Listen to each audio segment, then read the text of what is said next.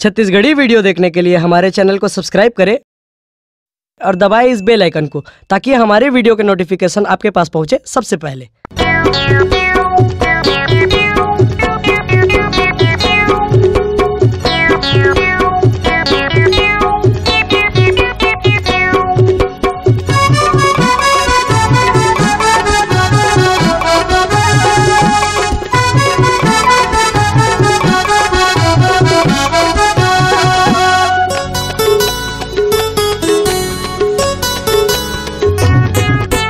शादी के सीजन आए हैं भैया, शादी मोर करा देगा। शादी के सीजन आए हैं भैया, शादी मोर करा देगा। गुरु तुमन ही शादी करे के साथ भंवर तय परा देगा। गुरु तुमन ही शादी करे के साथ भंवर तय परा देगा। शादी के सीजन आए हैं भैया, शादी मोर करा देगा। शादी के सीजन आए हैं भैया, शादी मोर करा देगा। गुरु तुमन ही शादी करे के साथ भंवर तय परा देगा। गुरु तुमन ही शादी करे के साथ भंवर तय परा देगा।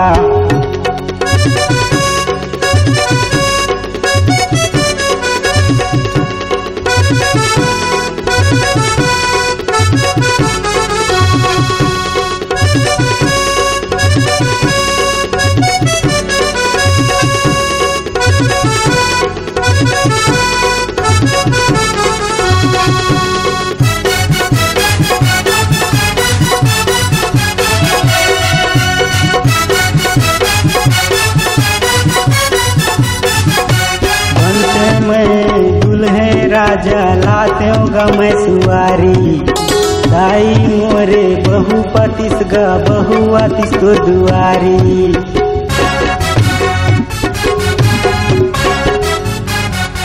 बनते मैं दूल्हे राजा लाते होगा मैं सुवारी, दाई मोरे बहु पतिस गा बहु आतिस तो दुआरी। साथ भंवर मैं परा लेते होगा, साथ भंवर मैं परा लेते हूँ, लाते हूँ मैं संगवारी। गुरु तुमन ही शादी करे के साथ भंवर तय परा देगा। गुरु तुमन ही शादी करे के साथ भंवर तय परा देगा।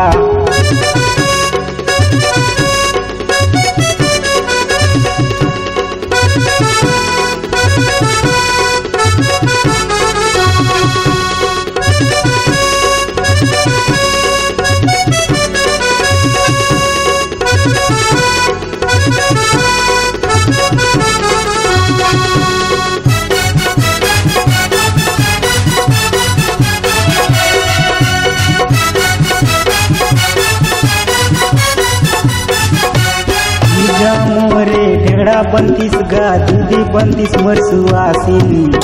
मोरो संगी मन के मन होवत है, सबो झन मिल के नाची।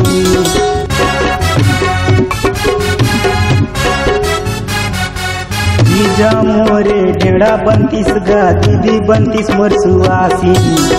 मोरो संगी मन के मन होवत है, सबो झन मिल के नाची।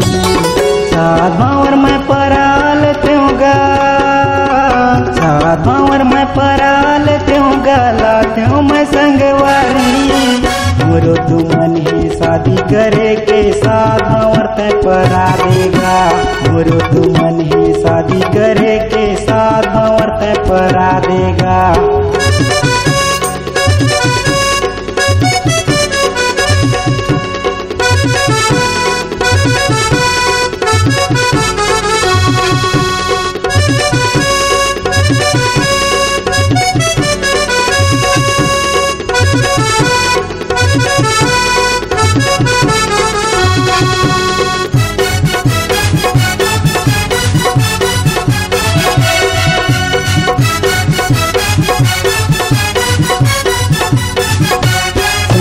कहते जातेन बरतिया लातेन हमर भौजी।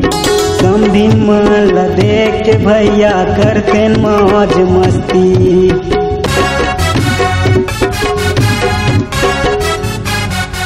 संगी मन कहते जातेन बरतिया लातेन हमर भौजी।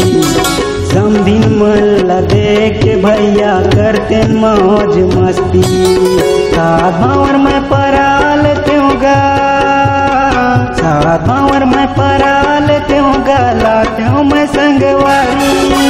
मोरो तुमन ही शादी करे के साथ भावर तय परा देगा। मोरो तुमन ही शादी करे के साथ भावर तय परा देगा। शादी के सीजन आए हैं भैया शादी मोर करा देगा। शादी के सीजन आए हैं भैया शादी मोर करा देगा। मोरो तुमन ही शादी करे के साथ भावर तय परा देगा। मोरो तुमन ही शादी करे के साथ भावर तय परा देगा।